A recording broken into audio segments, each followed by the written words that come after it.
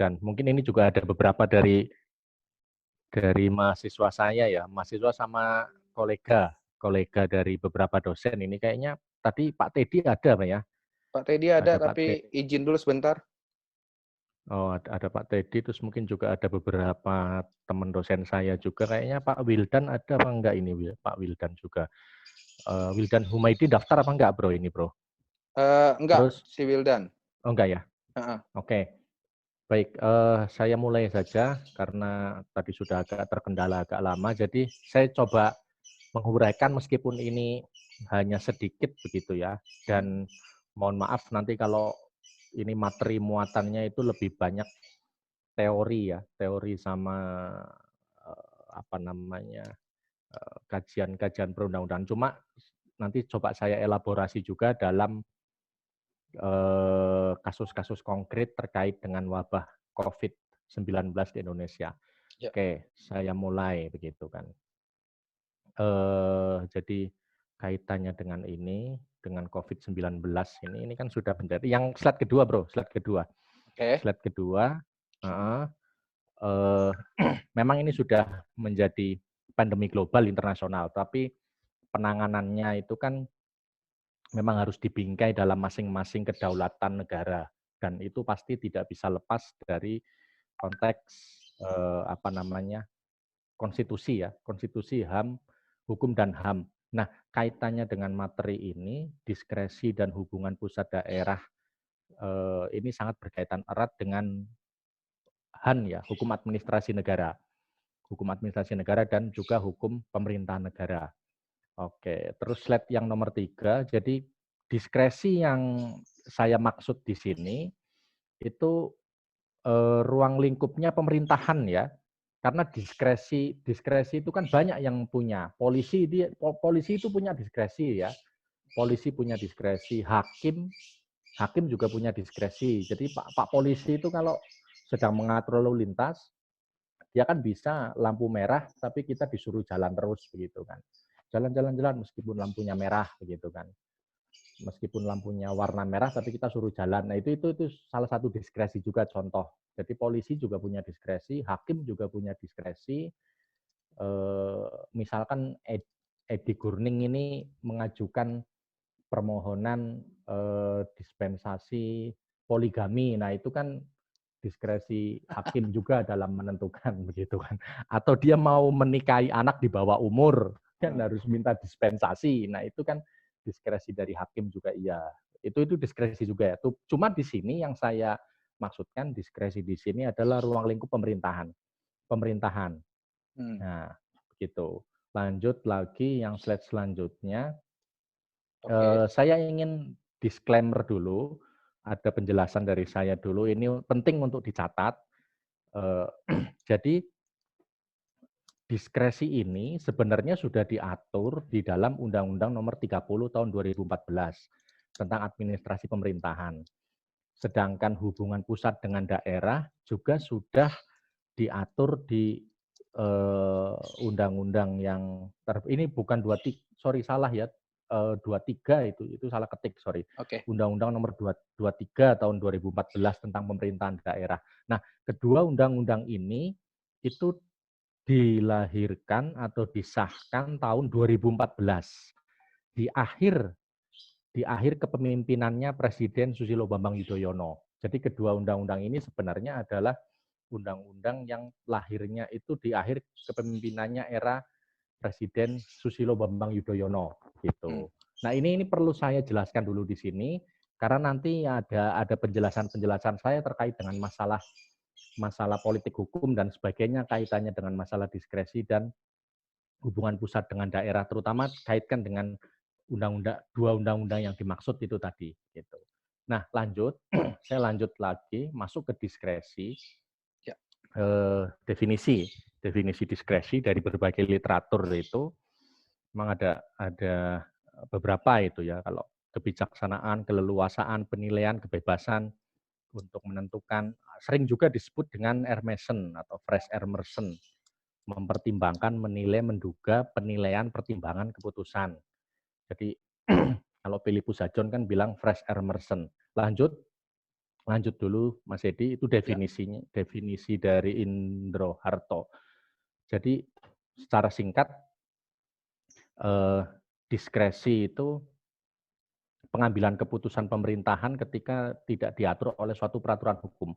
Jadi ada dua aspek pokok itu. Pertama, kebebasan mengartikan atau menafsirkan ruang lingkup wewenang yang dirumuskan dalam peraturan perundang-undangan, kebebasan menilai objektif. Yang kedua, menentukan kapan kewenangan yang dimilikinya itu akan dia lakukan. Jadi menurut Indro Harto ya. Kita lanjut lagi karena ini masih definisi-definisi. Ya. Meskipun nanti ada beberapa yang sangat relevan begitu. Nah, Tenberg ini sudah agak relevan ini. Jadi diskresi adalah wewenang publik penggunaannya terkait dengan kebebasan mengambil kebijakan dari organ pemerintah. Jadi kebijakan ini bukan tanpa batas. Tapi kalau menurut Tenberg, diskresi itu dibatasi oleh ketentuan undang-undang yang menjadi dasar wewenang diskresi dan asas-asas pemerintahan yang baik. Juga tidak boleh menyimpang dari peraturan kebijakan yang berlaku atau kalaupun ada terkait dengan perjanjian perdata antara pemerintah dengan pemerintah itu kan bisa juga sebagai subjek hukum perdata juga begitu kan. Nah, lanjut lagi, ini yang agak relevan, lanjut. Hajon, ini guru besar kita kaitannya dengan hukum administrasi negara. Kalau dulu Pak Rahmat itu kan literatur HAN-nya mesti dari Prof. Hajon kan. Kalau ngajar HAN, Pak Rahmat, Bu Parti, Bu Suparti, begitu ya. Beberapa murid-muridnya juga iya kan. Jadi Prof. Hajon itu diskresi atau fresh immersion, kebebasan untuk menerapkan peraturan dalam situasi konkret, untuk mengukur situasi konkret tersebut, dan kebebasan untuk bertindak meskipun tidak ada atau belum ada pengaturannya secara tegas. Jadi ini kalau di dalam HAN itu stelsel aktif pemerintah. Jadi pemerintah dia punya sifat aktif dalam pemerintahan untuk menentukan bertindak sendiri gitu kan, bertindak meskipun belum ada pengaturannya. Nah, Hajon mengingatkan diskresi itu bukan kemerdekaan yang lepas dari bingkai hukum, tetapi dalam menggunakan kewenangannya, organ pemerintah itu harus terikat pada norma hukum yang berasal dari Undang-Undang Hukum Administrasi Umum, norma hukum tidak tertulis, termasuk di dalamnya asas-asas pemerintahan yang baik. Nah, nanti ada itu di Undang-Undang tentang administrasi pemerintahan. Nah, contoh legendaris yang dulu sering disampaikan oleh Prof. Hajon terkait dengan diskresi itu adalah ketika suatu rumah sakit umum daerah, kalau rumah sakit umum daerah itu kan strukturnya ada di bawah pemerintahan daerah kan pasti.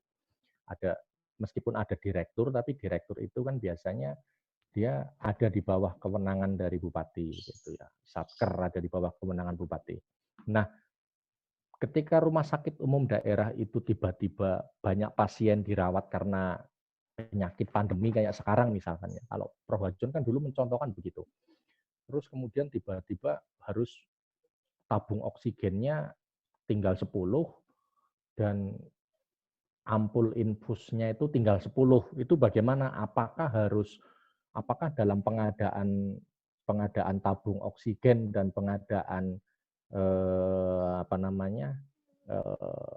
infus itu harus melalui prosedur sebagaimana yang semestinya, harus melalui lelang dulu, tender terbuka, dilelang dalam pengadaan barangnya loh.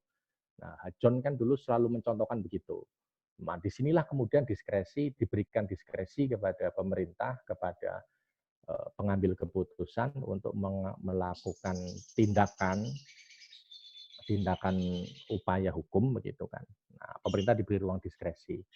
Nah, ini contoh dari Hajon nanti. Nah, lanjut lagi Mas Edi. Ya. Kita masih lanjut, ini masih ada beberapa. Nah, ini yang Ridwan dari Ridwan dosen hukum administrasi negara Atmajaya. dari UII ya, UII apa UII. Atmajaya? Atmajaya Jogja. Nah, jadi ada asas namanya asas iura officialibus consilia. Jadi pemerintah tidak boleh menolak untuk memberikan pelayanan kepada warga negara dengan alasan tidak ada peraturan perundang-undangan. Ya. Ini mirip seperti di kekuasaan kehakiman kan, hakim tidak boleh menolak dengan alasan tidak ada hukumnya. Nah, pemerintah juga ya tidak boleh menolak dengan memberikan pelayanan dengan alasan tidak ada peraturannya. Oleh karenanya kemudian diberikan diskresi. Kalau menurut Ridwan ada 3 hal. Satu, persoalan yang memang belum ada pengaturannya, sehingga diperlukan diskresi. Jadi kalau belum ada pengaturannya sama sekali, boleh diberikan diskresi di situ. Atau yang kedua, persoalan yang sudah ada pengaturannya, tetapi normanya itu masih samar. Atau normanya terbuka untuk diinterpretasikan. Nah, peraturan perundang-undangannya itu memerlukan penjelasan, memerlukan interpretasi, memerlukan berbagai pertimbangan terkait dengan berbagai kepentingan-kepentingan terkait, ya, begitu. Atau yang ketiga, karena dalam peraturan tersebut terdapat pilihan yang dapat diambil oleh organ pemerintahan dalam melaksanakan tugas-tugasnya. Ingat, kemarin diskusi kita mengenai Undang-Undang nomor berapa? 16 tahun 2018 tentang kekarantinaan Kesehatan. kesehatan. Kesehatan ya. Nah, itu kan di situ ada pilihan antara memilih antara karantina wilayah atau PSBB begitu kan.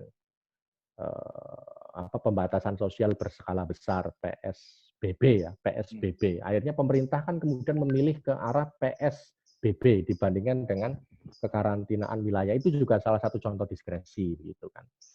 Nah, lanjut. Masih dilanjutkan lagi slide selanjutnya. Nah, menurut itu tadi beberapa pendapat dari beberapa ahli doktrin ya. Kalau di dalam ilmu hukum ini tadi pendapat-pendapat itu kan doktrin. Nah, doktrin-doktrin itu kemudian ternyata sudah diundangkan menjadi Undang-Undang Nomor 30 Tahun 2014 tentang administrasi pemerintahan. Ada beberapa definisi di dalamnya itu. Pasal 1 angka 9 itu diskresi adalah keputusan atau tindakan yang diterapkan dan atau dilakukan oleh pejabat pemerintahan untuk mengatasi persoalan konkret dalam penjalangan pemerintah. Nah, dalam hal peraturan perundang-undangan yang memberikan pilihan, tidak mengatur, tidak lengkap, tidak jelas, atau adanya stagnasi pemerintahan. Nah, definisinya itu. Kemudian di bab 4 pasal 22, diskresi dapat dilakukan oleh pejabat pemerintah yang berwenang. Jadi diskresi dalam hal pemerintahan ya ini ya. Nah, tujuannya kemudian ada 4 tujuan di situ: melancarkan penyelenggaraan pemerintah, mengisi kekosongan hukum, memberi kepastian hukum, mengatasi stagnasi pemerintahan dalam keadaan tertentu. Nah, lanjut lagi. Bentar. Oke. Ya, pasal 23 itu di situ, diskresi pejabat pemerintahan meliputi pengambilan keputusan atau tindakan berdasarkan ketentuan perundang-undangan memberikan suatu pilihan keputusan dan atau tindakan. Yang tadi itu, yang tadi kita bahas pendapatnya Ridwan itu. Jadi kalau di dalam suatu undang-undang itu ada beberapa pilihan, diberikan opsi-opsi pilihan, maka silakan untuk mengambil opsi yang mana begitu kan. Atau yang B, mengambil keputusan atau tindakan karena peraturan perundang-undangannya tidak mengatur. Atau yang C, mengambil keputusan atau tindakan karena peraturan perundang-undangannya tidak lengkap. Tidak lengkap atau tidak jelas. Yang D, mengambil keputusan atau tindakan karena adanya stagnasi pemerintahan untuk kepentingan yang lebih luas lagi. Nah, itu kaitannya dengan diskresi. Kemudian kita masuk ke hubungan pusat dengan daerah langsung aja, Mas Edi. Ya. Ini memang saya paparkan itunya dulu, dasar-dasar aturannya dulu. Nah, kaitannya dengan hubungan pusat dengan daerah, di dalam konstitusi kita ada diatur di pasal 18A ayat 1 Undang-Undang Dasar 45. Memang di situ diatur, tetapi pengaturan di pasal 18A ayat 1 itu kan belum hanya mengatur secara general ya, belum ada aturan yang lebih teknis. Nah, makanya kemudian bicara mengenai hubungan pusat dengan daerah, kemudian dikembalikan atau diatur lebih lanjut kepada aturan di dalam Undang-Undang Pemerintahan Daerah. Nah, kaitannya dengan hubungan pusat dengan daerah. Nah, lanjut, slide selanjutnya. Ini lanjutan dari tadi penjelasan saya tadi, kaitannya dengan masalah lahirnya Undang-Undang Nomor 23 tahun 2014. Jadi, rupanya Undang-Undang Nomor 23 tahun 2014 itu memang memiliki tujuan atau politik hukum untuk resentralisasi, penguatan sistem presidensil ya. Nah, ini padahal undang-undang ini, Undang-Undang Nomor 23 tahun 2014 itu disahkan di era pemerintahan Susilo Bambang Yudhoyono. Jadi ini sebenarnya Undang-Undang Nomor 23 tahun 2014 ini kan evaluasi bersama ya. Evaluasi bersama kaitannya dengan masalah presidensil yang efektif begitu. Sistem presidensil yang efektif. Ini kalau dikembalikan lagi ke sejarahnya yang dahulu itu, pada waktu Orde Baru, masa Orde Baru, Undang-Undang Nomor 5 tahun 74 itu memang sentralisasi. Jadi hubungan pusat dengan daerahnya itu yang subordinat. Di daerah sama pemerintahan daerah sama sekali tidak diberikan otonomi, tidak diberi kebebasan, tidak diberikan otonomi.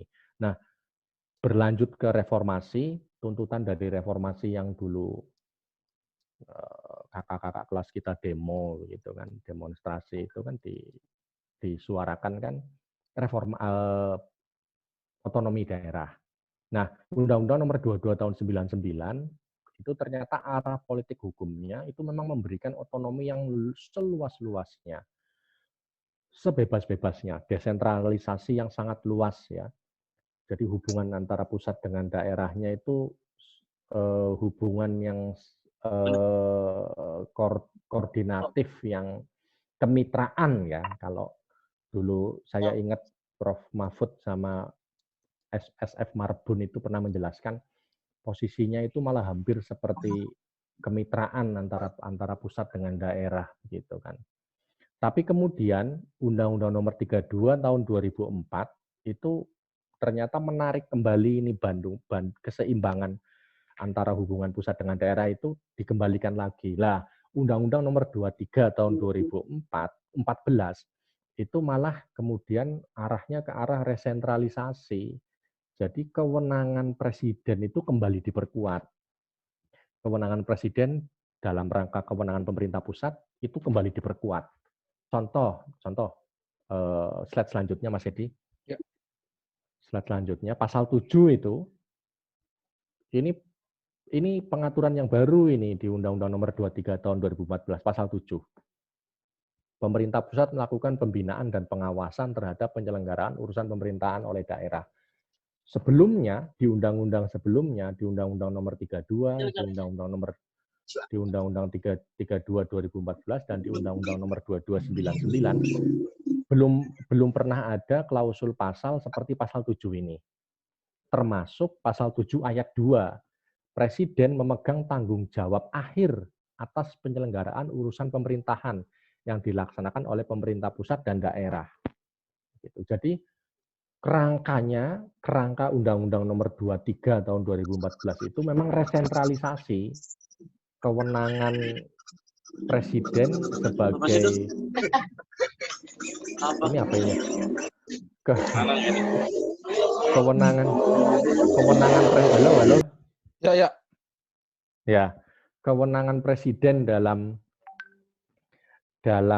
pemerintahan daerah itu kembali diberikan untuk tanggung jawab akhirnya ada di presiden. Jadi meskipun otonomi daerah itu diberikan ke masing-masing kabupaten kota begitu kan sampai ke desa, tetapi tanggung jawab akhirnya tetap ada di presiden. Begitu. Makanya memang kalau dalam konteks kita kembali ke Undang-Undang Nomor 23 tahun 2014 konteks pernyataan Presiden Jokowi ketika mengatakan bahwa kewenangan untuk menentukan lockdown suatu daerah kabupaten kota itu ada di pusat begitu kan. Nah, ini menarik untuk didiskusikan nanti ini kaitannya dengan munculnya apa kemarin itu PP tentang apa itu kemarin eh, Oh. PSBB ya, PP tentang pembatasan sosial berskala besar begitu kan. Pembatasan sosial berskala besar, terus kemudian menarik juga kaitannya dengan ketika DKI Jakarta mengajukan usulan PSBB itu kemudian direview oleh staf menteri kesehatan dinyatakan belum lengkap peraturannya apa namanya persyaratannya belum lengkap dan sudah itu dalam kerangka itu sebenarnya. Jadi ini menarik ya kalau dikaji lagi lebih lanjut karena memang kerangka kita kembalikan Mas lagi ke Dodi, sorry Mas kerangka Dodi, ya 5 menit ya lagi ya. oke Langsung masuk ke siap lanjut. konteks wabah COVID-19 nih. Oke. Sebenarnya ini sambil disisipkan di sini ya. Nah, ya yang ini yang bagan urusan pemerintahan itu lanjut lagi beberapa slide. Nih. Urusan pemerintahan, lanjut lagi beberapa slide terus. Lanjut satu lagi. Satu lagi ini. Satu slide lagi. Nah, ini terakhir. Ini kan urusan. Nah, masih ada 2 slide lagi nanti. Nah, ini ya urusan pemerintahan. Jadi kalau misal kita bicara mengenai masalah hubungan antara pemerintah daerah, hubungan pemerintah pusat dengan pemerintahan daerah dalam penanganan wabah COVID-19 ini kan masuk ke dalam kriteria urusan pemerintahan konkuren wajib kesehatan, masuk ke arah kesehatan.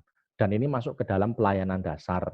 Tetapi sebenarnya kemudian lanjut slide selanjutnya, Mas Edi. Sudah habis, Mas. Hah? Sampai 22 nih. 21, slide 21. Oke, 21, oke. Nah, yang 21 ini. Nah ini diskresi yang dilakukan ini pemilihan opsi yang tadi sudah saya tadi sempat saya singgung juga. Jadi pemilihan opsi dalam pembatasan sosial berskala besar di dalam pelaksanaan Undang-Undang Nomor 6 Tahun 2019 tentang karantina kesehatan itu juga salah satu contoh diskresinya. Kemudian di dalam Undang-Undang Nomor itu kan tadi ada 2 opsi ya, karantina wilayah atau yang sering kita sebut dengan lockdown itu, dan PSBB, pembatasan sosial berskala besar. Nah, pemerintah kemudian dengan berbagai pertimbangan kan memilih opsi untuk PSBB ya. Nah, dikombinasikan dengan darurat sipil. Perpu nomor 23 tahun 59 ini sebenarnya menarik untuk didiskusikan kaitannya dengan pilihan pemerintah ini untuk kenapa kemudian PSBB dikaitkan dengan darurat sipil. Dengan darurat sipil Perpu nomor 23 tahun 59. Lanjut lagi yang slide yang terakhir. Nah, ini yang terakhir ya itu tadi.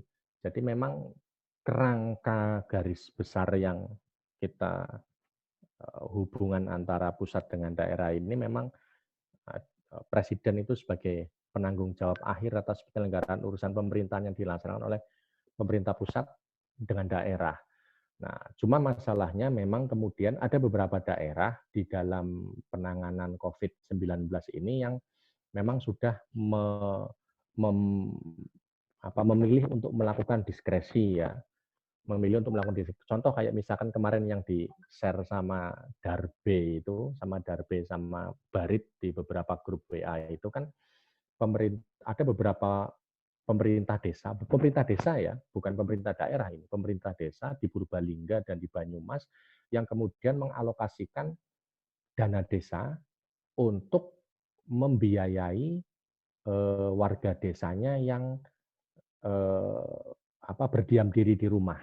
Jadi warga desanya yang tadinya berdagang di pasar, jual beli di pasar, jadi buruh dan sebagainya karena sama kepala desanya tidak boleh keluar dari rumah, akhirnya dana desa itu dialokasikan untuk membiayai itu begitu kan. Nah, itu juga sebenarnya salah satu contoh diskresi yang kalau kita pertanyakan lebih lanjut, ini sebenarnya nanti implikasinya bagaimana begitu kan.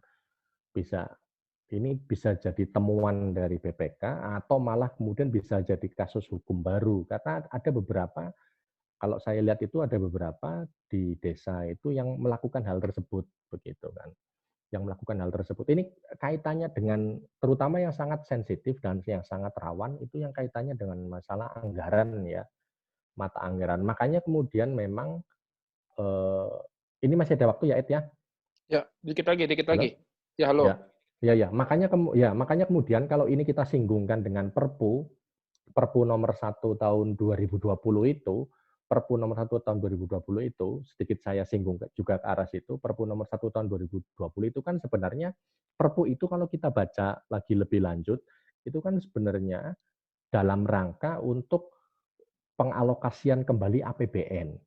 Cuma yang jadi masalah di dalam Perpu tersebut, saya juga bertanya-tanya, judul ya, nomenklatur Perpu tersebut begitu loh.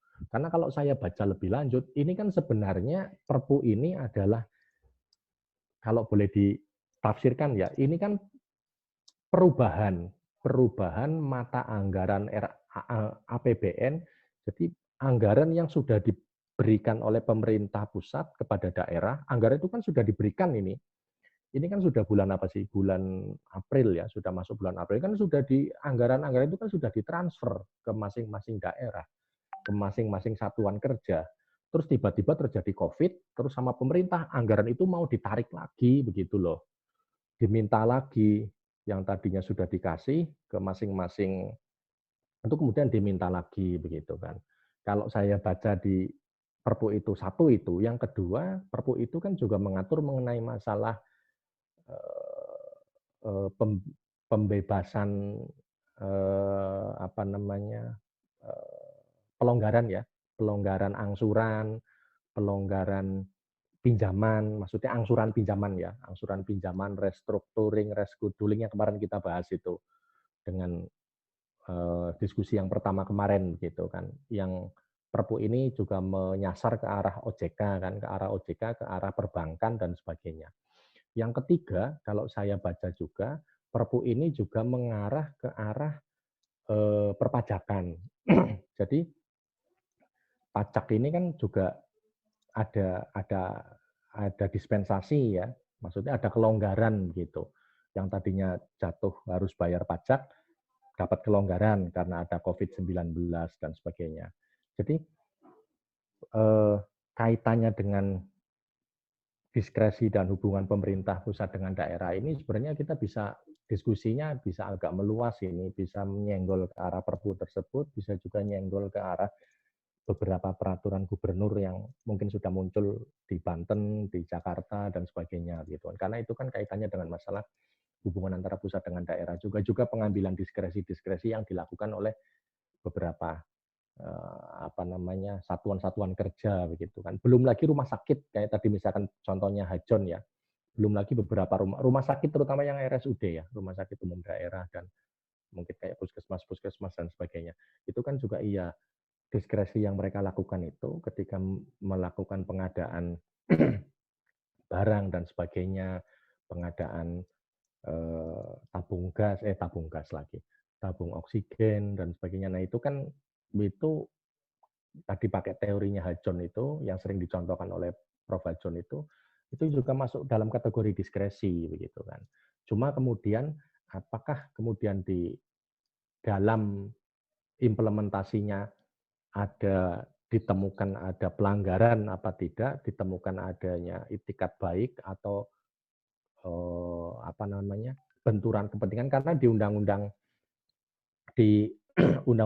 tentang administrasi pemerintahan itu salah satu syarat dari larangan dari diskresi adalah adanya benturan konflik of interest ya, benturan kepentingan begitu kan.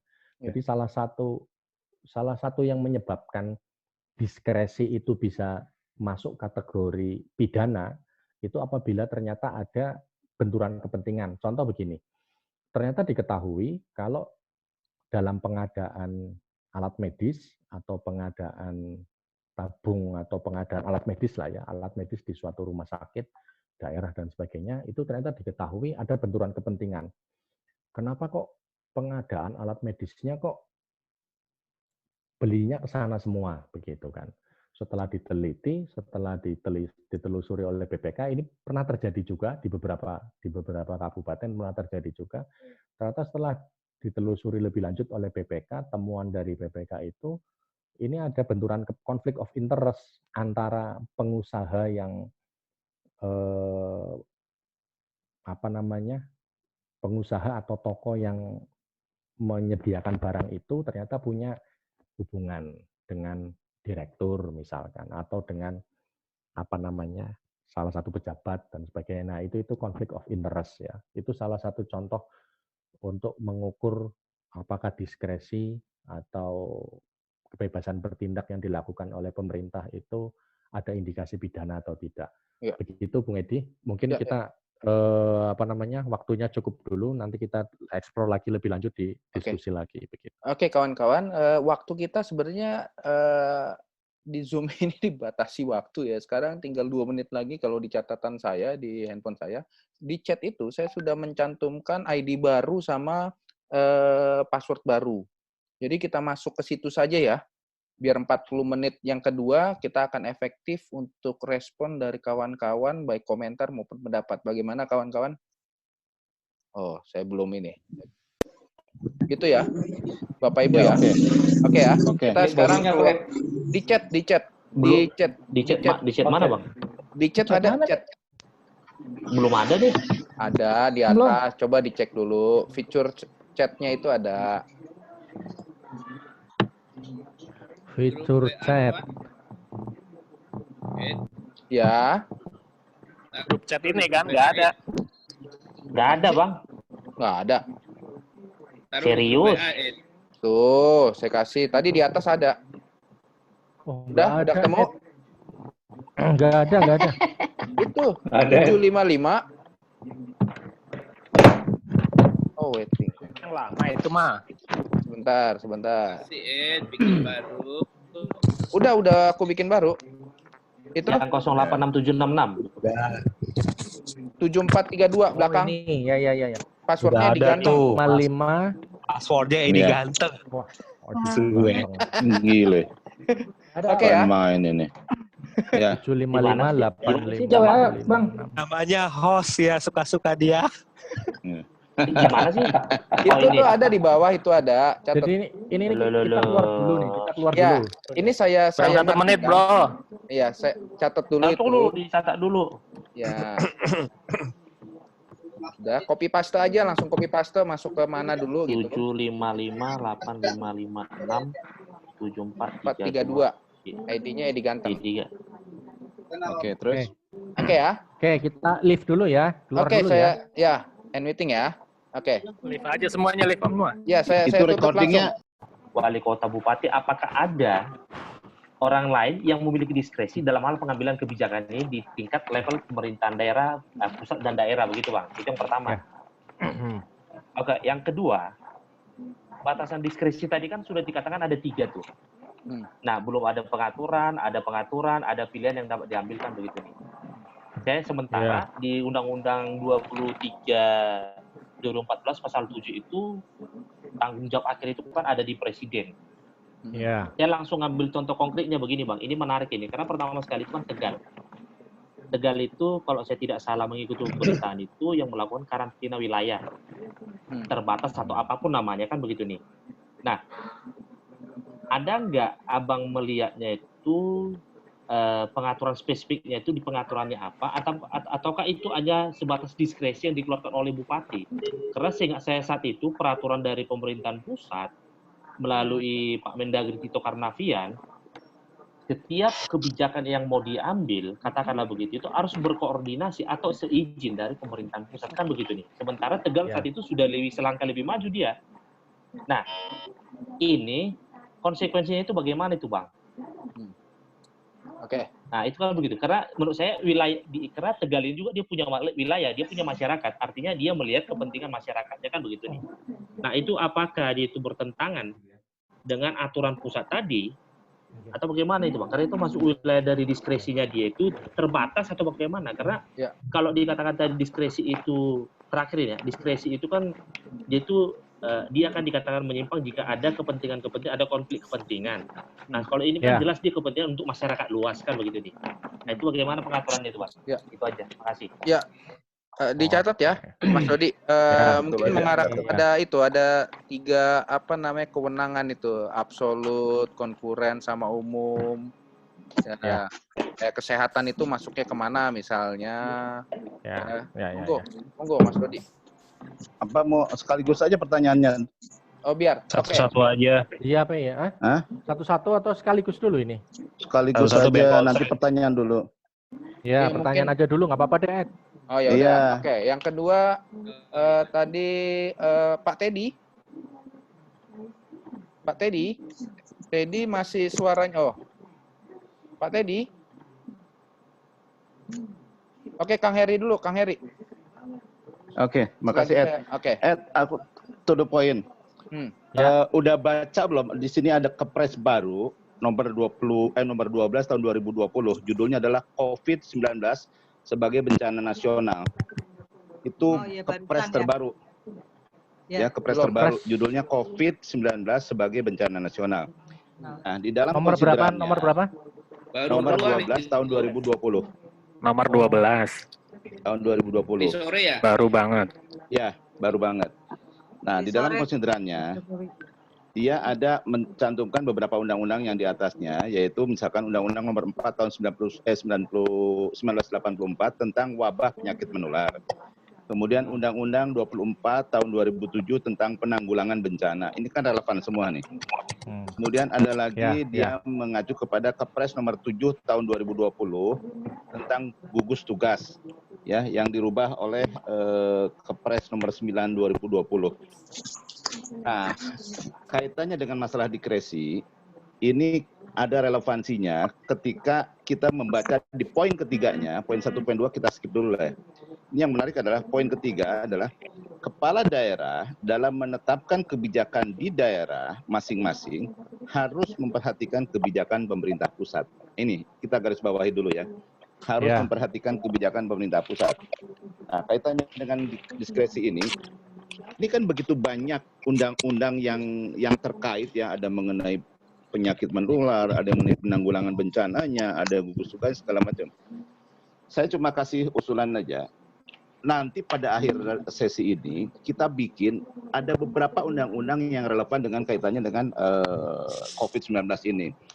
Undang-undang dengan undang-undang kan adalah sejajar. Kayak tadi kan Undang-Undang Nomor 4 dengan 24 adalah sejajar undang-undang. Kemudian kita lihat lagi adakah turunannya dari masing-masing undang-undang itu, apakah PP-nya ada kepresnya segala macam kan. Sehingga kita bisa lihat polanya dengan keluarnya Kepres Nomor 12 tahun 2020 ini, dia sebetulnya mengacu kepada kebijakan pemerintah pusat yang mana ketika daerah mau menerapkan satu kebijakan. Karena kan ini diwajibkan oleh Kepres.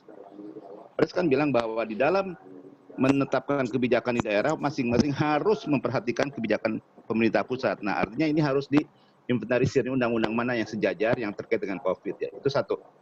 Kedua, tadi disebutkan sama Mas Dodi dalam konteks dengan diskresi adalah silahkan mengambil keputusan yang mana, gitu kan?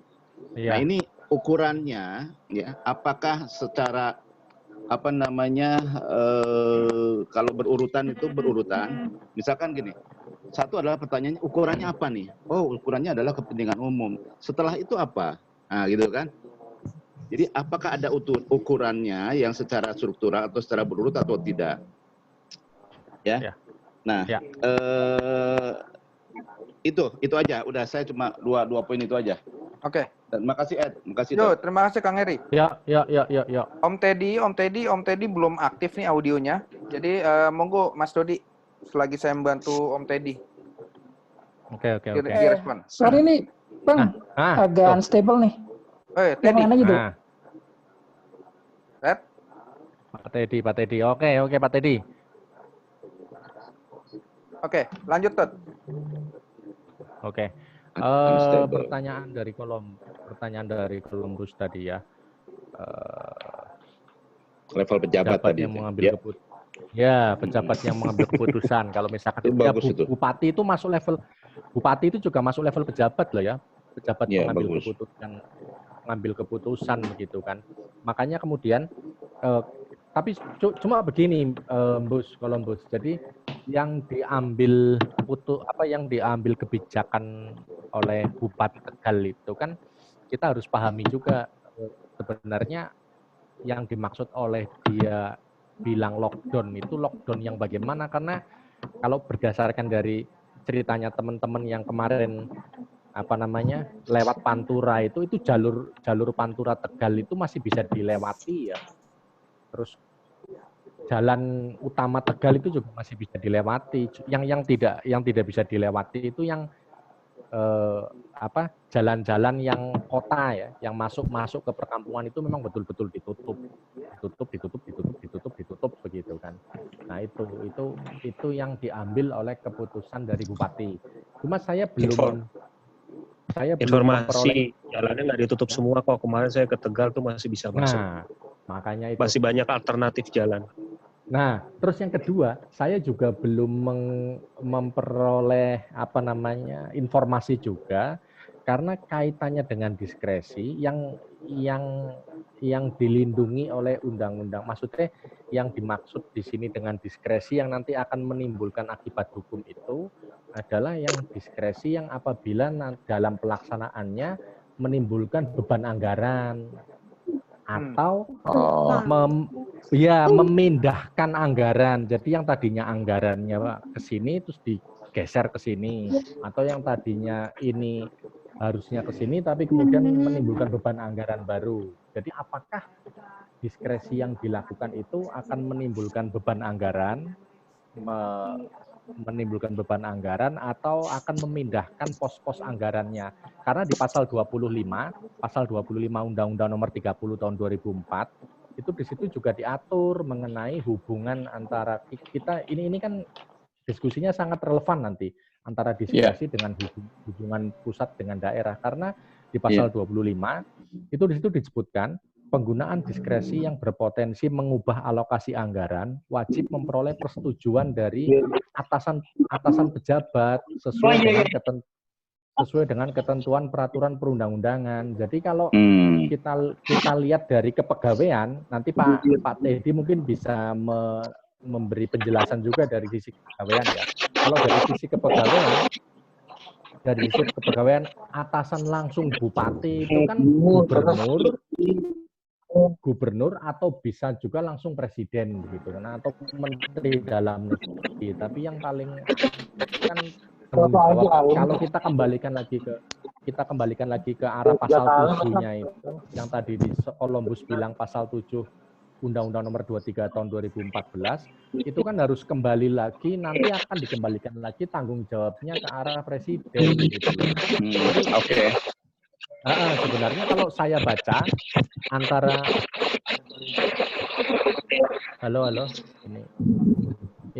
antara Undang-Undang Nomor 30 2014 tentang administrasi pemerintahan dengan Undang-Undang Nomor 23 Tahun 2014 ini kan kayak memang didesain ini mempunyai benang merah begitu kan, antara diskresi dengan tanggung jawab presiden begitu kan, antara hubungan pemerintah pusat dengan daerah dengan diskresi. Jadi undang-undang ini kan lahirnya hampir bersamaan ini di era terakhir kepemimpinannya Presiden SBY bulan September dan bulan Oktober ya. Jadi kalau saya lihat diskresi yang nanti akan menimbulkan masalah hukum adalah diskresi yang terkait dengan masalah alokasi anggaran gitu. Oke. Sampai kemudian ini terkait dengan pertanyaan saya tadi, ukurannya apa kan gitu. Iya. Ketika mengambil diskresi adalah silakan mengambil keputusan yang mana yang dipilih. Nah, ukurannya apa? Nah, kalau dari penjelasan barusan berarti ukurannya adalah satu adalah mengenai anggaran, gitu kan? Anggaran. Iya. Oke. Terus apalagi? Nah, ini perlu diketahui juga kan? Kalau di pasal 26-nya itu, Kang Heri dibaca di Undang-Undang Nomor 30 Tahun 2014, pasal 26-nya itu, jadi pejabat yang menggunakan diskresi itu wajib menguraikan maksud, tujuan, substansi, dampak administrasi dan keuangan. Nah ini. Jadi yang kata kunci terakhirnya itu ada dampak administrasi dan dampak keuangan begitu. Oke. Padahal terkait dengan COVID ya, COVID itu tidak selalu, artinya kan keuangan itu kan bagian daripada impact dari penanganan atau suatu kondisi sine qua non lah ya, dari penanggulangan masalah COVID kan sebetulnya kan, anggaran itu. Tapi nggak apa-apa, saya setuju juga bahwa anggaran harus menjadi urutan yang pertama, karena kaitannya dengan masalah keputusan yang lain, kaitannya dengan jangan sampai ada penyimpangan. Kira-kira begitulah ya. Ya. Oke. Yang lain? Sip, clear. Kang Gamal? Ya, cukup clear. Saya jawabanku apa? Sing mau ke? Pertanyaanku apa? Itu kan salah urutan udah. Iya. Urutan kan udah. Tadi ketika kita mengatakan harus memperhatikan kebijakan pemerintah pusat, padahal di pemerintah pusat sendiri itu adalah banyak sekali undang-undang yang sederajat maupun turunannya. Nah ini bagaimana menentukan, memperhatikannya itu apa gitu loh kaitannya.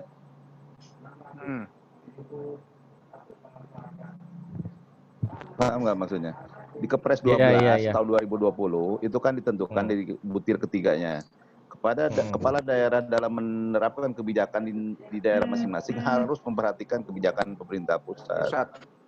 Nah ini memperhatikan kebijakan pemerintah pusat itu apa? Undang-undangnya banyak banget kan gitu. Kalau yang terkait dengan COVID-19 berarti undang-undang nomor berapa? 16 tahun 2018 tentang kekarantinaan kesehatan. Terus ada PP-nya juga itu kan yang sudah kemarin diterbitkan juga. Terus Perpunya juga ya. Jadi kebijakan yang ditempuh ini sebenarnya kan. Khusus untuk Perpu, ya khusus untuk Perpu yang nomor 1 tahun 2020 yang sedang banyak sekali dibahas ini juga sebenarnya ada beberapa catatan juga sih yang kaitannya dengan masalah itu kan yang tadi saya cerita itu kan sebenarnya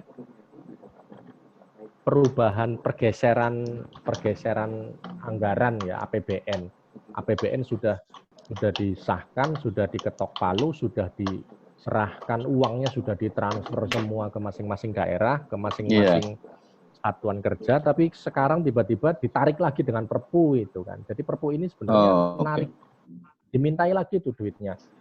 Jadi kalau saya dengar dari beberapa satker termasuk di kampus saya itu juga pada cerita begitu. Jadi anggarannya ternyata kemudian dipangkas lagi, diminta lagi begitu. Dipangkas lagi, diminta lagi, dipangkas lagi, diminta direlokasi lagi. Lah ya Bang ya. Direlokasi lagi. Makanya kemarin ketika Pak Jokowi bilang ini nanti sopir bis dapat insentif segini, kenek bis dapat insentif segini. Itu Perpu itu sebenarnya kan diambil dari keuangan dari Perpu itu sebenarnya. Itu apa namanya ceritanya begitu. Cuma saya masih mempertanyakan masalah judulnya itu, judul Perpu itu, karena ini kan sebenarnya kaitannya dengan masalah perubahan postur anggaran APBN, tapi memang kemudian menggunakannya judulnya itu judul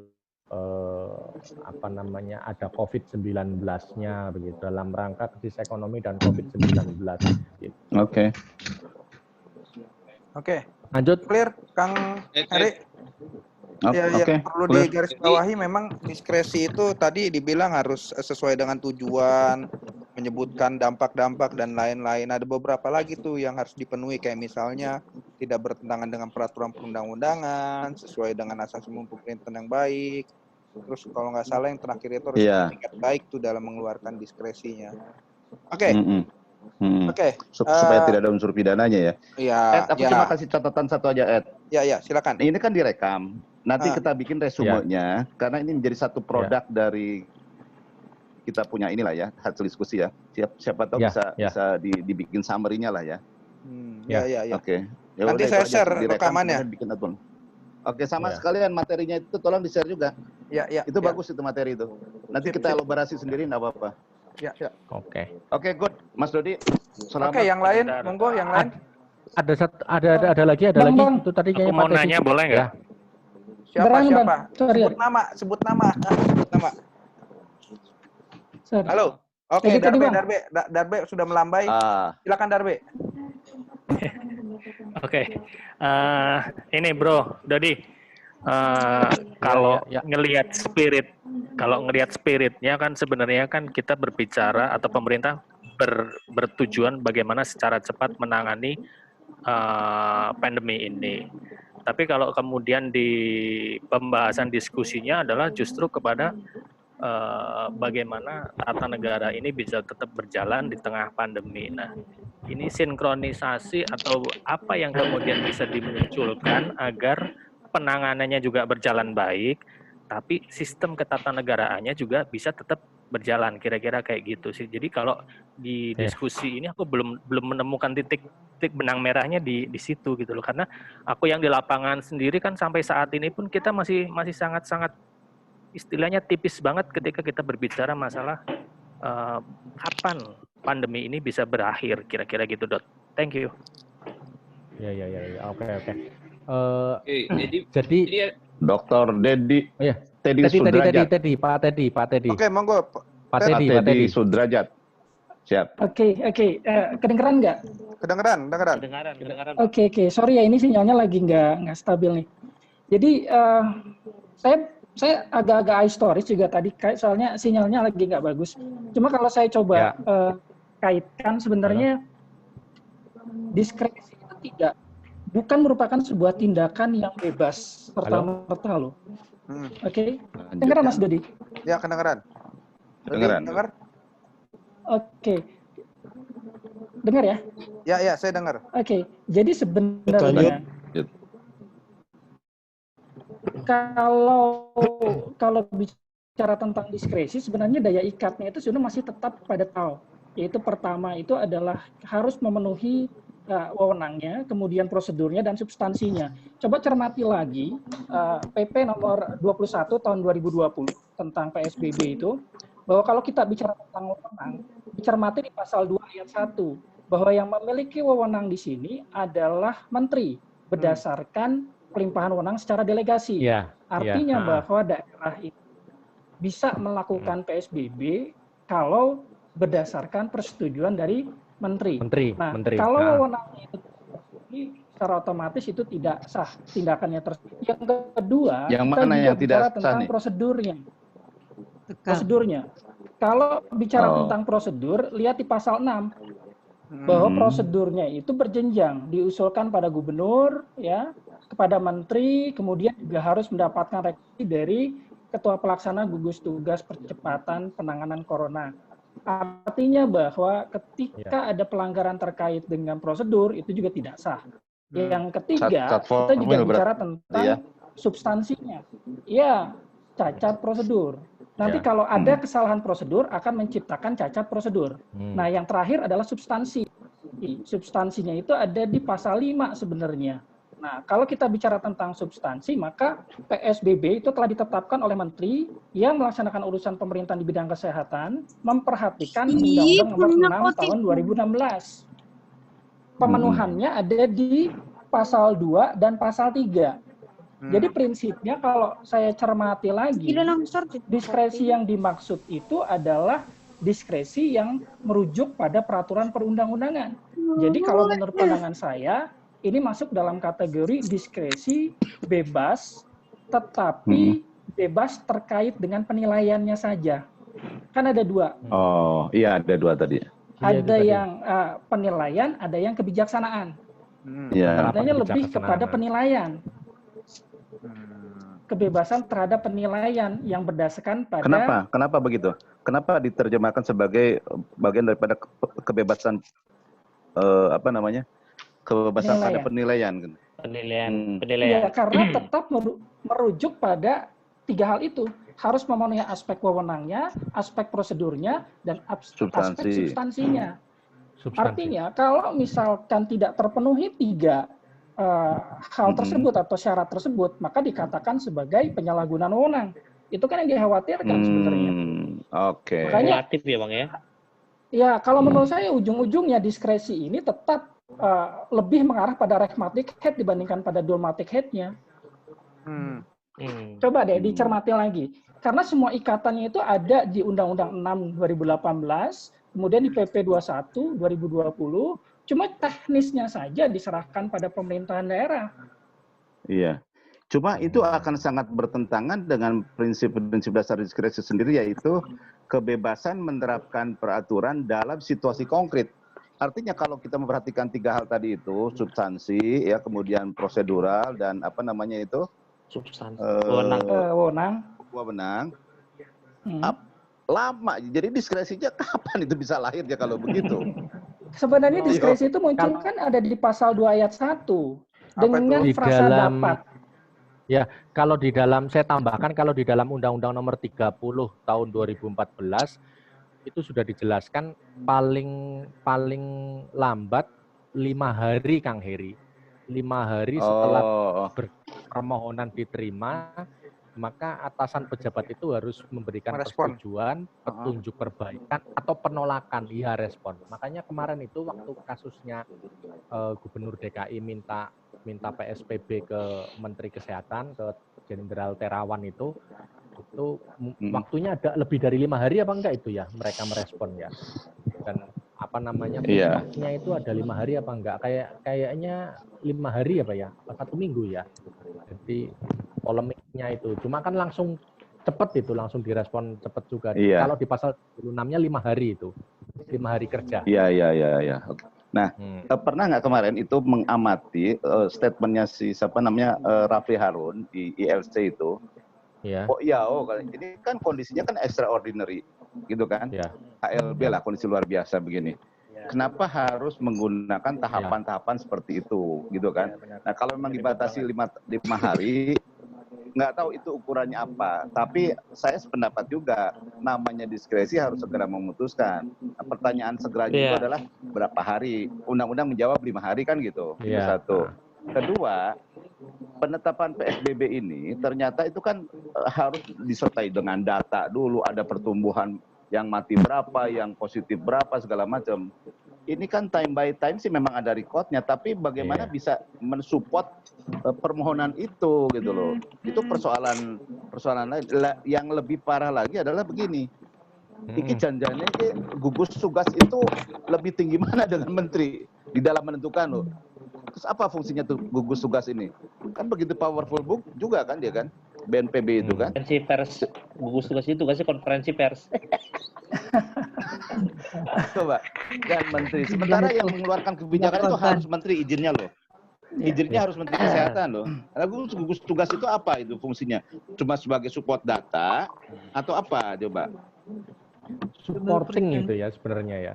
Sama tapi di satu PP lagi itu nggak diatur ya? Ada istilah darurat nasional, sama ada istilah PSBB. Status tertinggi kan tuh darurat nasional. Terus kenapa mesti ada PSBB? Darurat nasional itu seharusnya berlaku nasional konsepnya. Bingung kok. Nggak di perpunya itu atau di PP-nya itu gimana ya, Dot ya? Kak, di Perpu dan di PP itu memang pilihan yang dipakai itu kan PSBB. Undang-Undang nomor berapa? 16 tahun 2018 itu ya. Kekarantinaan itu kan kemudian pemerintah memilih opsinya PSBB, pembatasan sosial berskala besar dibandingkan dengan kekarantinaan kesehatan begitu kan, karantina wilayah gitu ya, karantina wilayah. Karena begini, kemarin saya juga sempat ngobrol juga dengan beberapa teman-teman dari apa namanya dinas kesehatan begitu kan, dan mereka sempat memberikan mereka sempat memberikan beberapa penjelasan menurut versi mereka yang mungkin membuat saya agak sedikit jelas. Jadi wabah COVID-19 di Indonesia ini kan kemungkinan besar kalau paling cepat itu bisa hilang itu atau bisa diatasi itu sekitar bulan September ya kalau menurut itu. Tapi kemungkinan paling parah yang ini nih obrolan saya dengan beberapa teman-teman kesehatan, terus kemarin di Detikcom ternyata juga ada hasil penelitian itu juga yang kemarin saya share juga Pak ya. Jadi kemungkinan paling parah itu malah awal tahun 2021 begitu kan. Kemungkinan paling parahnya itu kenapa? Karena Andri jangan gayem lo. Mari sambil makan malam ya. Monggo. Malam Presen nulis. Ya. Ini coba pertanyaan kuncinya sebenarnya apa yang dilakukan sama Gubernur DKI Jakarta, terus lagi sama yang saat ini adalah Bogor, itu termasuk diskresi nggak, Mas? Padahal itu diatur sama di PP kan, artinya harus ada respon dari pemerintah pusat mengiyakan kondisi, ini boleh kondisinya A, kondisinya B, atau kondisinya C. Itu termasuk diskresi atau enggak tuh? Atau cuma menjalankan amanat dari PP itu aja? Ya.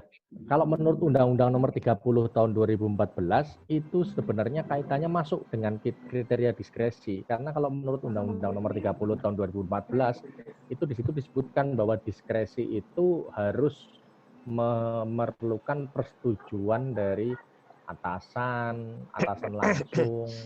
Dalam hal ini berarti kalau gubernur ya berarti tapi ini kan sudah dijawab sebenarnya yang dimaksud dengan atasan langsung itu siapa. Tadi sama Pak Teddy kan sudah dijawab. PP itu ternyata sudah menjawab bahwa yang punya kewenangan adalah menteri, kewenangan delegasi ya. Jadi harusnya presiden, tapi presiden mendelegasikan ke menteri.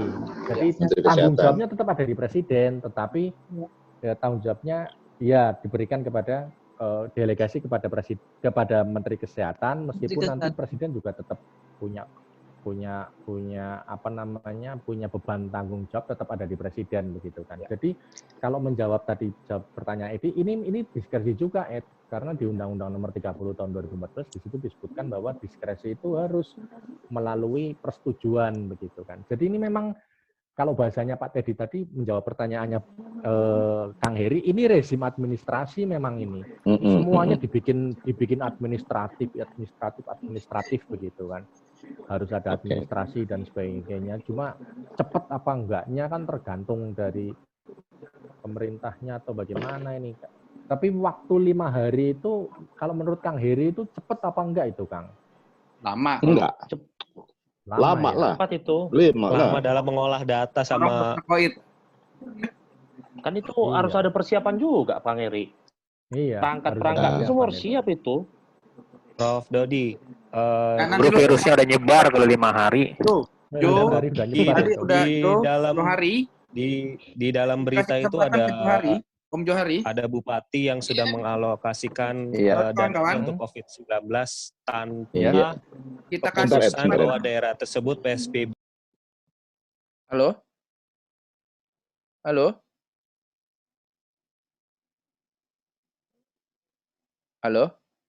Cek. Kok mati?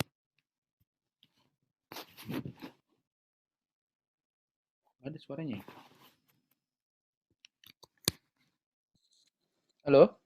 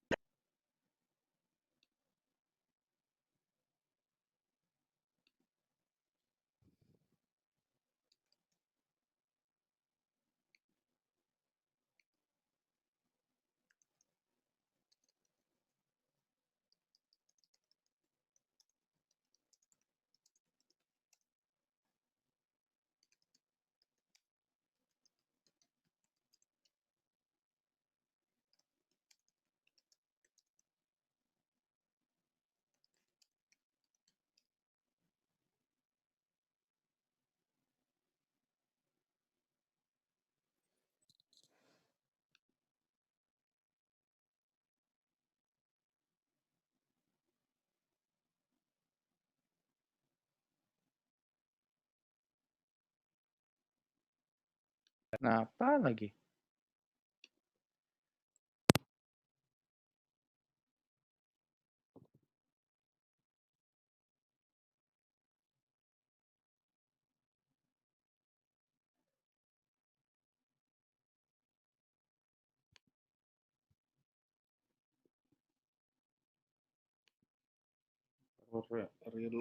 Reload berarti nanti aku mati ya?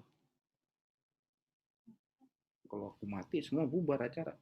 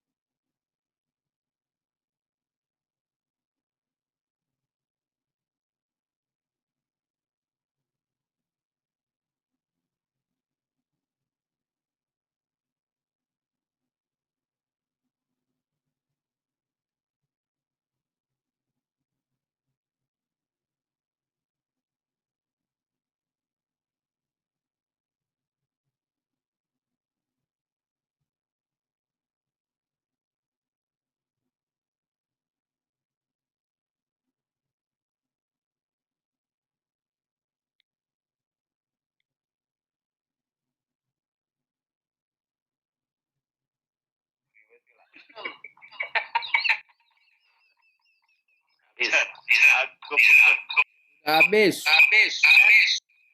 Materinya. Ya.